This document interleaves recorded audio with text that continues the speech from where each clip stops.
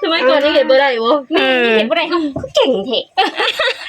ไปหาหน่อไม้มื้ออื่นน่ะสิบ่เต็มเก่งเดี๋ยวมื้ออื่นไปขุดอันหน่อไม้ขาวหาเงินก็เก่งบ่เจ๊หาเงินก็เก่งทุกอย่างเก่งทุกด้านเลย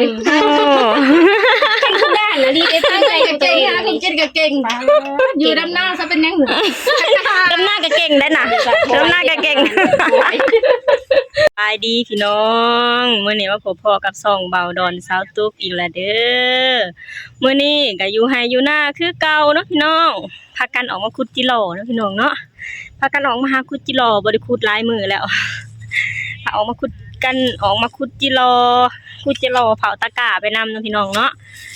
ก็จิหล่อมันก็เริ่มสิดับแล้วเนาะพี่น้องมาขุดมันดุโพดก็เลยหยุดก่อนประมาณ 4-5 มื้อแล้วก็จังพากันมาขุดเนาะพี่น้องควายมันก็เริ่มหลายเลยเนาะพี่น้องเนาะ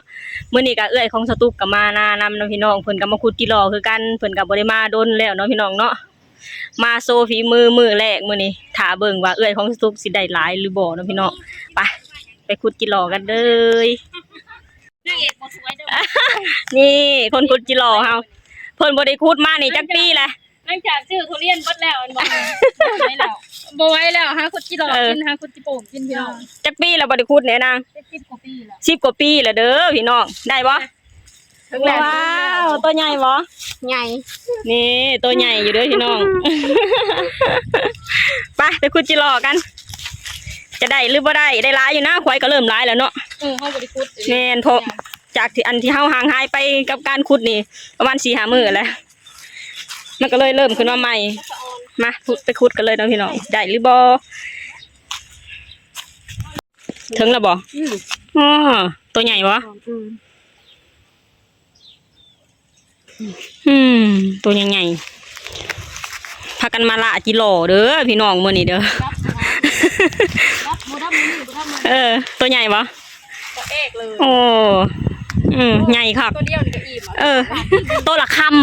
หนาก็เด้ออากาศดีดีเห็นคนสวยว้าวยันดำว้าวคนสวยคนกรุงเทพยันดำก็ไปหัวเจ้าไปเฮ็ดยังมาพุทธิพรมาควายจิหล่อพี่น้องมาขุดกันเลยบ่ค่อยลืม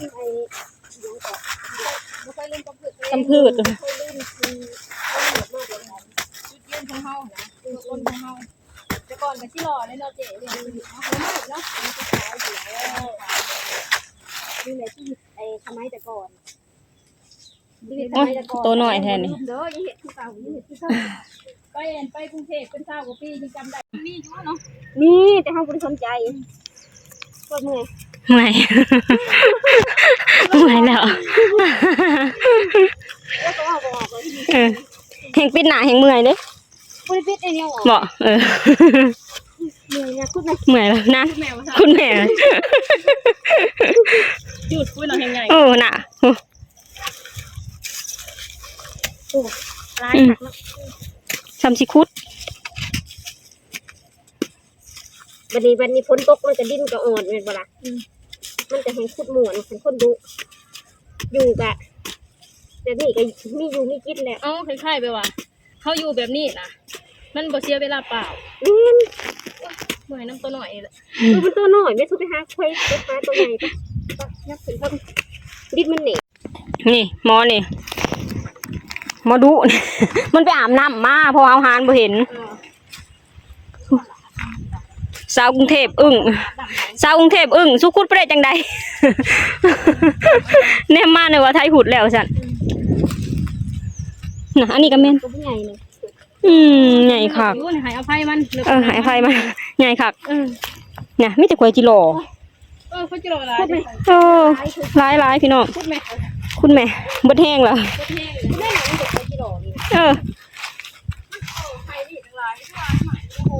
แมนมันนี่อยู่ในโฮมนะมันตัวใหญ่ทำเด้นี่อันนี้ก็แม่นนี่ควายจิหล่อควายแมงจีโปม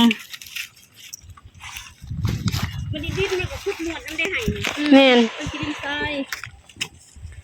คะแนนโตอันบอลดินด่างนะขุดไปเฮาก็เมื่อยมันเหนียวเนาะมันติดเสียม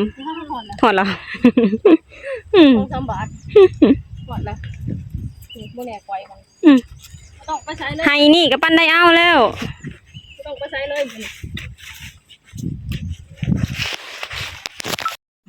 ถึงแล้วพี่น้อง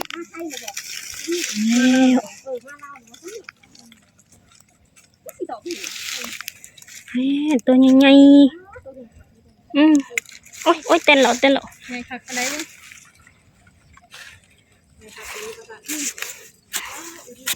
อันนี้มี2หูพี่น้อง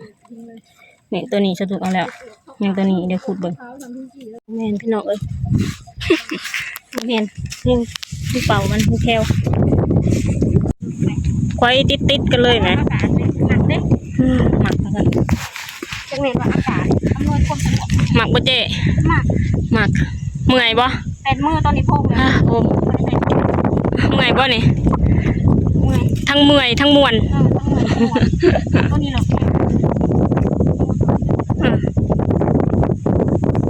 ถึงแล้ว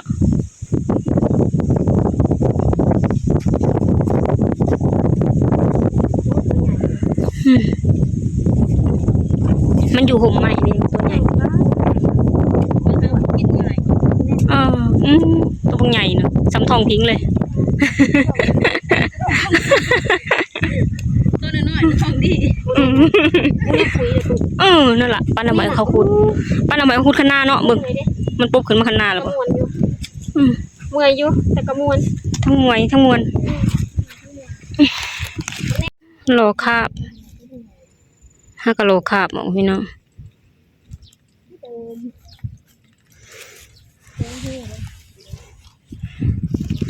ว้ายใกล้จะเที่ยงแล้วพี่น้องยังพากันขุดขมุกขมุยอยู่จิโลก็มาขึ้นมาจิโลก็มาให้ขุดตลอดเนาะไกวติดไกวต่อ เบิ่งแต่ละคนหนากำหนาแดงหมดละบ่เซียนเช้ายามใดก็เย็นพอได้ขุดฝนทางนะไปหาขุดอยู่ห่มเลยเดี๋ยวก็พากันขุดเลาะลงเทียงเลยพี่น้องมีตัวใหญ่ๆเป็นปีกเรียบร้อยอดใจได้จังได อดใจให้หยุดขุดได้จังไดคือสิใหญ่แม่นคุยนั่นก็คือสิใหญ่คุยนี่ก็คือสิใหญ่มันก็พอได้ขุดไปเรื่อยๆของก็เริ่มนักแล้วได้ของเริ่มนักแล้วไปหาขุดเลาะลงเนาะบัดนี้ฝนทางน่ะได้ลายบ่ทางน่ะลายว่าซั่นทางเก๋เฮาตั้งใจขุดขนาดตัวคุณหนูนะตัวคุณหนูนะแต่ใจยักสู้ แต่ใจนักสู้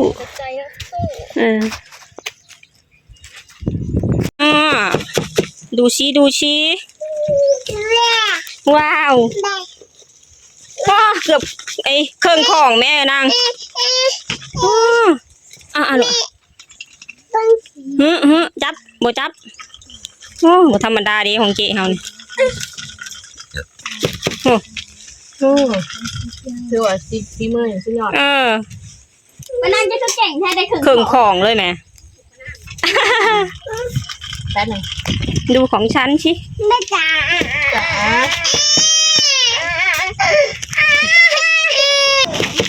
นี่ของข่อยก็ได้หลายอยู่ดีเครื่องของคือกันพี่น้องมีแต่มือโปตัวบุกุจิรอเนี่ยมาดูแพทของแม่หลายอยู่ดีเครื่องของบริคุดอันนี้ของสลัดเลยพี่น้องปีแมนบ่เศร้าผมเลยจ้ะเกือบเศร้าแต่ไปไม่ถึงเกือบเศร้าหมดละเมื่อกี้นี่ค่ะเมื่อกี้เสียงเล็กน้อยอันนี้ของสาวลายเมย์เอาว่าไปละกินแล้วมันของเดิมขนาดบริคุดนี่10 ปีเด้นี่อันนี้ของฉันตัวนี้เกือบ20 ปีนี่ของเจ้าตัวนี้ป้าคือได้หลายหลายค่ะขนาดเจ้าของยังบ่เสือพี่มือเจ้าของพูดได้หลายขนาดนี้ในรอบจักปีนะ20 ปีบ่ธรรมดาเด้ซะตัวคนหนูแต่ใจสู้จะภูมิใจแท้ขนาด3 ชั่วโมงนี่อีกจังน้อยไปกดใหม่นี่ได้แล้วเต็มดูหลายบ่ให้บ่ค่อยม่วนม่วนไหนคน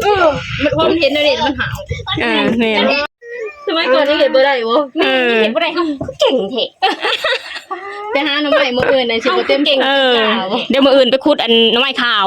หาเงินก็เก่งบ่เจ๊ โอ้ยภูมิใจตัวเอง หาเงินก็เก่ง เก่งทุกอย่างเก่งทุกด้านเลย โอ้ เก่งทุกด้านนะดีได้ตั้งใจ ก็ ตัว เก่ง เอง หาคนกินก็เก่งอยู่ดำหน้าซะเป็นยังหนึ่ง ดำหน้าก็เก่งได้น่ะดำหน้าก็เก่ง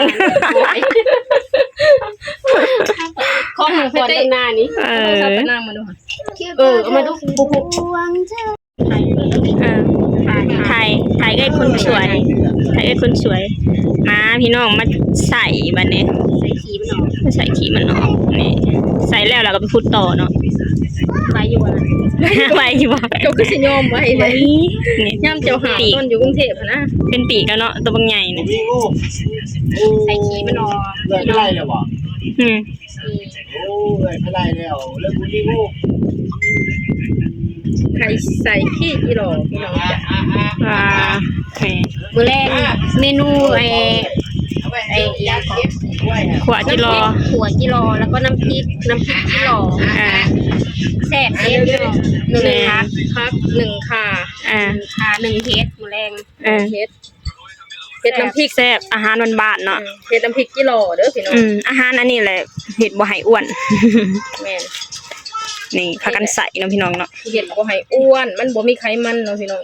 แต่พากันอ้วนติดดีแท้เนาะ เอากินเบัดมื้อเนาะ เนาะเอากินแล้วก็นอนมาใส่กันพี่น้องนี่ใส่ถ้วยแบบนี้เลยเอาน้ำใส่ถ้าหากเอาไปใส่มื้อแรงขามันหลุ่นเบิดเนาะ มันถิ่มขา